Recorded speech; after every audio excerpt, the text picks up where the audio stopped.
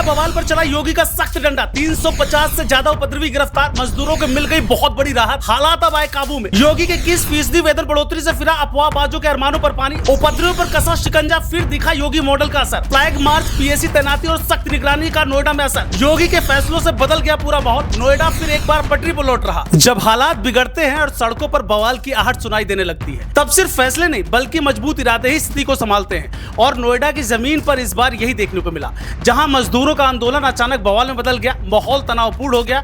लेकिन जैसे ही हालात हाथ से निकलते दिखे, योगी ने मोर्चा संभाला और फिर जो एक्शन हुआ उसने पूरी तस्वीर बदल दी। 350 से ज्यादा उपद्रवियों की गिरफ्तारी हुई, हर चौराहे पर पुलिस की तैनाती और सख्त चेतावनी ने साफ कर दिया कि कानून के साथ खिलवाड़ बर्दाश्त नहीं किया जाएगा। सिर्फ यही नहीं, अब नोएडा का कारोबार भी पटरी पर लौटता दिखाई दे रहा है। बता दें, इस पूरे मामले की शुरुआत मजदूरों के वेतन बढ़ोतरी की मांग से शुरू हुई थी। महंगाई की मार झेल रहे कामगार सड़कों पर उतरे और अपनी आवाज उठाने लगे। शुरुआत शांतिपूर्ण थी, लेकिन धीरे धीरे कुछ असामाजिक तत्वों ने इस आंदोलन को भटका दिया। चौराहे पर भीड़, बाजारों में सन्नाटा और अफवाहों का बाजार गर्म होने लगा। लोगों के बीच तरह तरह की बातें फैलने लगी, जिससे हालात और ज्यादा बिगड़ने लगे।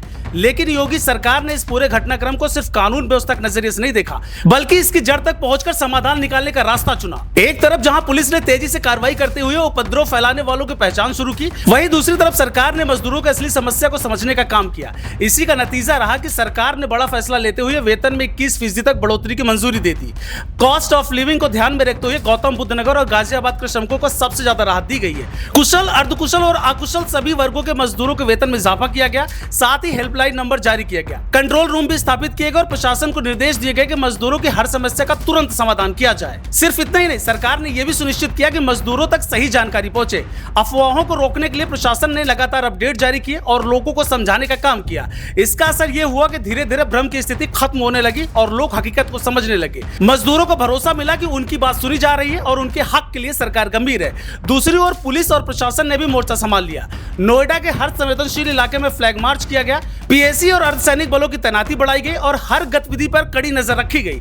जहां जहां भी भीड़ इकट्ठा होने की कोशिश हुई, वहां तुरंत कार्रवाई कर हालात को संभाला गया। सबसे अहम बात पता है कि योगी सरकार ने एक संतुलित संदेश दिया इस मामले को लेकर। जो हमारे औद्योगिक क्षेत्र में औद्योगिक इकाइयां और श्रमिकों के बीच में कई जगह कड़ी है संविदाकारों की, जिनको हम आउटसोर्सिंग एजेंसी भी कहते हैं, उनको मैं ये बताना चाहती हूँ कि अगर उनके द्वारा किसी भी उनके एम्प्लॉय या श्रमिक द्वारा कोई भी उपद्रवी व्यवहार किया जाता है या वायलेंस किया जाता है, उसके लिए जो आउटसोर्सिंग एजेंसी है उस पर भी कार्रवाई करी जाएगी, उनका लाइसेंस टर्मिनेट किया जाएगा और उनको ब्लैकलिस्ट भी किया जाएगा।